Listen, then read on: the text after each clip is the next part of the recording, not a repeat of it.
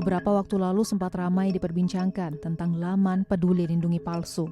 Laman tersebut beredar dari grup-grup WhatsApp yang disertai imbauan untuk waspada dan memperhatikan kembali saat ingin mengakses laman peduli lindungi.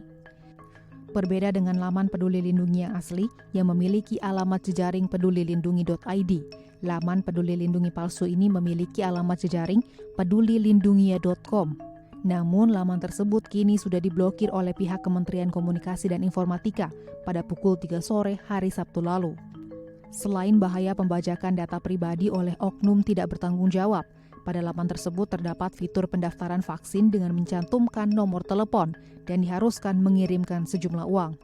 Masyarakat perlu untuk mengetahui bahwa situs pedulilindungia.com adalah situs palsu dan bukan situs yang digunakan oleh pemerintah untuk melakukan penanganan COVID-19. Seluruh isi dan informasi dalam situs pedulilindungia.com tidak terkait dengan situs pedulilindungi.id dan tidak berhubungan dengan upaya pemerintah melakukan penanganan COVID-19 dalam bentuk apapun. Oleh karena itu, Kementerian Komunikasi dan Informatika telah memutus akses terhadap situs pedulilindungia.com.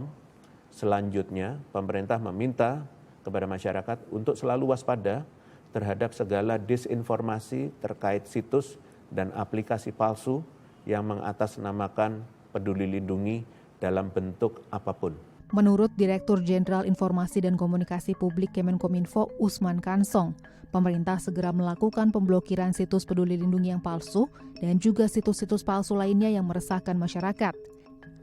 Usman juga mengatakan masyarakat harus sadar akan pentingnya perlindungan data pribadi dan selektif untuk membagikannya dengan orang lain. Usman menambahkan sampai saat ini, pemerintah masih terus berupaya meningkatkan keamanan siber melalui peningkatan mutu teknologi, sumber daya manusia, serta regulasi yang ada. Nantinya, Indonesia akan memiliki undang-undang perlindungan data pribadi yang tengah digodok bersama oleh Kemenkominfo dan Komisi 1 DPR.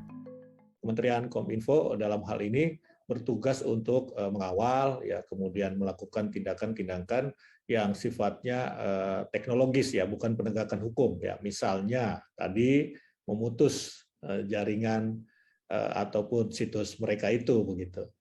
Dan kita harus meningkatkan tentu saja perlindungan data pribadi dari 3 sisi Pertama dari sisi teknologi yang tadi saya sampaikan, kita terus mengupgrade misalnya perangkatnya begitu. Kemudian dari sisi SDM kita juga harus meningkatkan kemampuan aparat dalam hal melindungi data pribadi, dan ketiga juga dari regulasi misalnya kita akan memiliki undang-undang perlindungan data pribadi yang sekarang terus dibahas oleh pemerintah, dalam hal ini Kominfo, dan DPR dalam hal ini Komisi 1 begitu. Untuk meningkatkan kepekaan masyarakat tentang pentingnya kerahasiaan data pribadi, Kemenkominfo juga kerap memberikan edukasi seputar literasi digital serta imbauan pada masyarakat di setiap kesempatan. Presentia Yoga Pratama, DAI TV.